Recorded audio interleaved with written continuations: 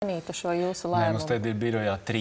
Visi plastmasas un neviens nav garāks par 5 centimetriem. Nu, bet tas tā, jokiem.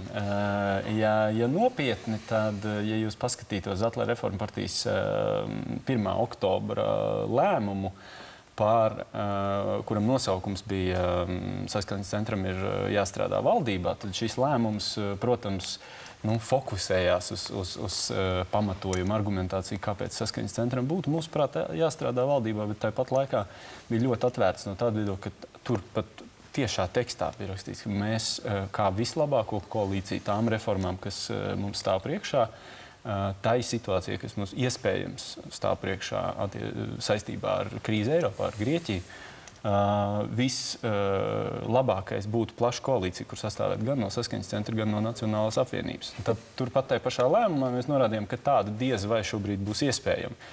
Neskatoties uz to, Dombrovskis kungs tomēr šo te mēģinājumu veica, šādu plašu 4 partiju koalīciju sastādīt. Un es domāju, ka arī tas nav, lai arī tas nevainagojās ar panākumiem, tas nav darīts velti un ir kaut kādi ieguvumi. Jūs uzskatījāt un joprojām uzskatāt, ka koalīcija ar Saskaņas centru būtu labākā koalīcija.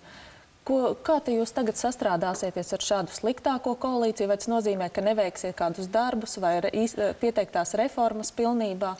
Nē, mēs, protams, centīsimies īstenot visas reformas, kā lai pasaka, pēc maksimālās iespējamības.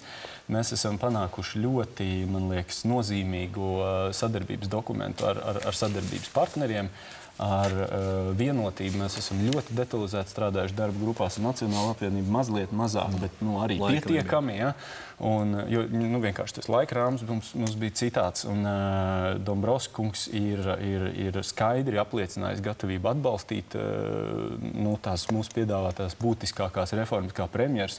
Līdz ar to tos ierobežojumus tik daudz es skatos optimistiski uz to, ko var izdarīt šajā valdībā. Bet tas parlamentārais atbalsts lielais mums, protams, daudzām lietām noderētu. Par tām varbūt nedaudz vēlāk, par reformām Pabrikungs. Arī vienotība ir zināmā mērā mainījusi viedokli, jo, ja mēs atceramies pēc 10. Saeimas vēlēšanām, arī pirms vienotības apvienošanās kongresa vasarā,